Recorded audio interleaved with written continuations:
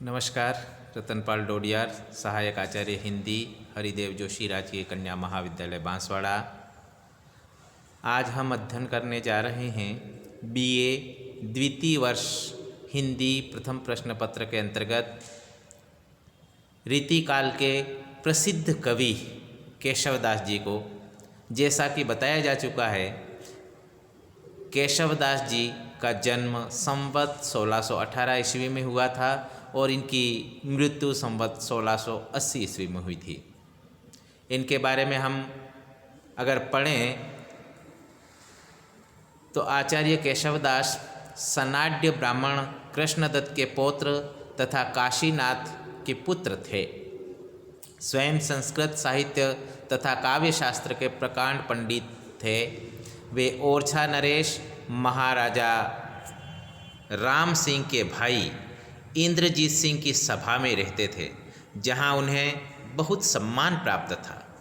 केशव के समय में भक्तिकालीन काव्यधारा अपने चरम शिखर पर थी, अतः केशव का ध्यान लक्षण ग्रंथों के प्रणयन की ओर गया। इसमें संस्कृत काव्य शास्त्र का ज्ञान उनका सहायक हुआ। यद्यपि केशव से पहले कृपाराम, मोहनलाल मिश्र आदि ने रस निरूपण तथा अलंकार निरूपण के क्षेत्र में ग्रंथ लिखे थे, पर हिंदी में लक्षण ग्रंथों की परंपरा का सुदृढ़ आधार देने का श्रेय केशवदास जी को ही है। आचार्य रामचंद्र शुक्ल समय विभाग की दृष्टि से इन्हें भक्ति काल में तथा प्रवृत्ति की दृष्टि से रीति काल में रखते हैं। केशव हिंदी के प्रमुख अलंकारवादी आचार्य माने जाते हैं। इनकी मान्यता है कि अलंकारहीन कविता को कविता नहीं कहा जा सकता। इसलिए आपका कहना है, यद्यपि सुजाति सुलक्षणी सुबरन सरस सुव्रत भूषण बिनु न बिराजई कविता बनिता मित। इनका मानना यही है कि चाहे स्त्री हो, नारी हो, चाहे कविता हो, लेकिन श्रृंगार ही उसकी शोभा है। श्रृंगार के बिना चाहे वह कितनी ही सुजाति हो, अच्छे लक्षण वाली हो, अच्छे वर्ण वाली हो, सरस सरल स्वभाव की हो, लेकिन श्रृंगार उनके लिए अत्यंत आवश्यक है। ये एक नारी के ऊपर भी लागू होता है और एक कविता के ऊपर भी लागू होता है।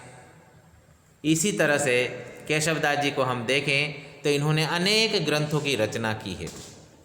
केशवदास जी के ग्रंथों में अगर हम देखें तो प्रामाणिक रूप से इनके ग्रंथ हैं रामचंद्रिका, कवि प्रिया, विज्ञान गीता, रतन बावनी, वीर सिंह देव चरित्र, जहांगीर जस चंद्रिका, नखशिख, 12 मासा तथा छंदमाला।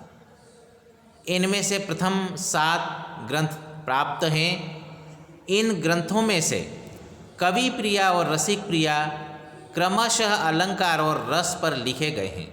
इनमें भले ही मौलिक विवेचन न हो और अधिकांश सामग्री संस्कृत के लक्षण ग्रंथों से ही ली गई हो, किंतु ऐतिहासिक दृष्टि से इनका अत्यंत अधिक महत्व है।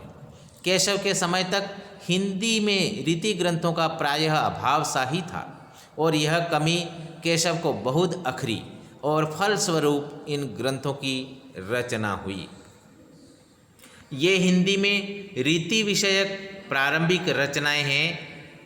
इन रचनाओं में रसिक प्रिया, जैसा कि केशवदास जी की रचना है, इसमें रस निरूपण किया गया है।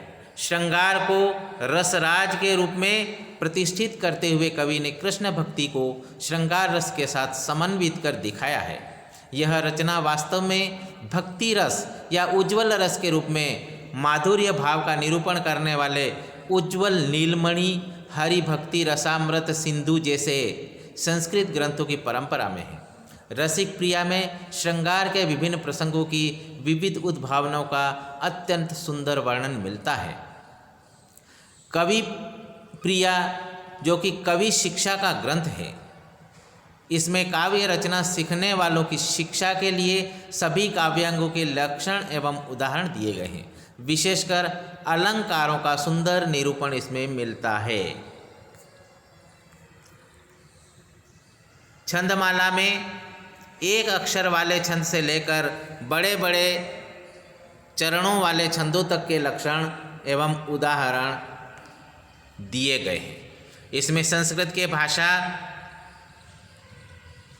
में विकसित छंद भी दिए गए हैं, यानी संस्कृत में और भाषा में विकसित छंद भी दिए गए।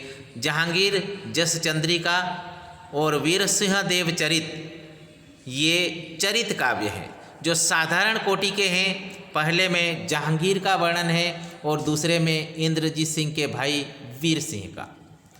रतन बावनी जो एक वीर रस पूर्ण काव्य है, जिसमें इंद्रजीत सिंह के बड़े भाई रत्न सिंह की वीरता का वर्णन है। इसमें वीर रस के उपयुक्त छप्पय छंद का सफल प्रयोग किया गया है और यह केशव की एक उत्कृष्ट रचना है। विज्ञान गीता केशव की वृद्धावस्था में लिखी हुई एक शांत रस प्रधान रचना है। इसमें कृष्ण मित्र कृत प्रबोध चंद्रोदय नाटक का थोड़ा बहुत आधार लिया गया है। यह पुस्तक रूपक के रूप में लिखी गई है और इसमें मानसिक भावों का मूर्त रूप देकर अच्छा उदाहरण पेश किया गया है। इसमें अनेक छंद बहुत ही सुंदर बन पड़े हैं। केशव की सबसे प्रसिद्ध रचना रामचंद्रिका है, जिसमें राम कथा का विस्तृत वर्णन है। यह ग्रंथ हिंदी साहित्य का एक उत्कृष्ट कलापूर्ण महाकाव्य है। इन सभी रचनाओं में केशव को आचार्यत्व पद पर प्रतिष्ठित करने वाली ये सभी रचनाएं रसिक प्रिया एवं कवि प्रिया, उनके महाकवि होने का सबसे बड़ा प्रमाण कोई अगर है तो वह है रामचंद्रिका। अपने विभिन्न ग्रंथों में केशव ने संस्कृत के काव्य शास्त्र का आधार लेकर विभिन्न काव्यांगों का एवं छंद का निरूपण प्रस्तुत किया है। केशवदास को हिंदी काल का प्रथम आचार्य माना जाता है।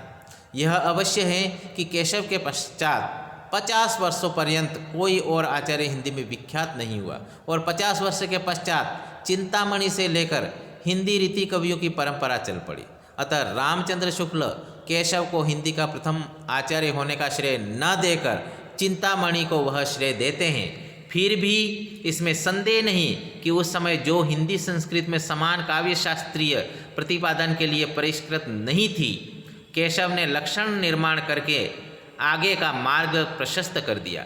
आचार्यत्व एवं कवित्व दोनों क्षेत्रों में केशव के मौलिक कार्य किया।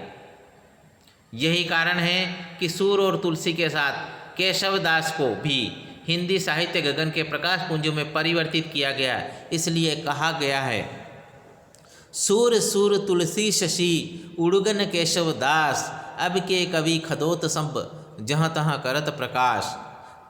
केशव की कविता अलंकरण, चमत्कार, रसमयी, ओजपूर्ण व पांडित्य से परिपूर्ण है। केशव के संदर्भ में रामचंद्र शुक्ल का कथन है कि केशव को कवि हृदय नहीं मिला था, उनमें वह सहृदयता और भावुकता न थी जो एक कवि में होनी चाहिए। कवि कर्म में सफलता के लिए जो भाव वैशिष्ट्य और कला कौशल अपेक्षित होता है, उसका मणिकांचन योग केशव के काव्य में मिलता है। इस तरह से हम केशवदास जी को, उनके जीवन परिचय को और उनकी रचनाओं का यहाँ संक्षिप्त परिचय देखने को मिला। आज के लिए बस इतना ही। आगे फिर मिलेंगे, फिर केशवदास जी को पढ़ेंगे, उनकी रामचंद्रिका को। और इसी के साथ आज का यह केशवदास जी के जीवन परिचय से संबंधित यह हमारा अध्ययन अध्यापन यही समाप्त होता है। आप सबका बहुत बहुत धन्यवाद।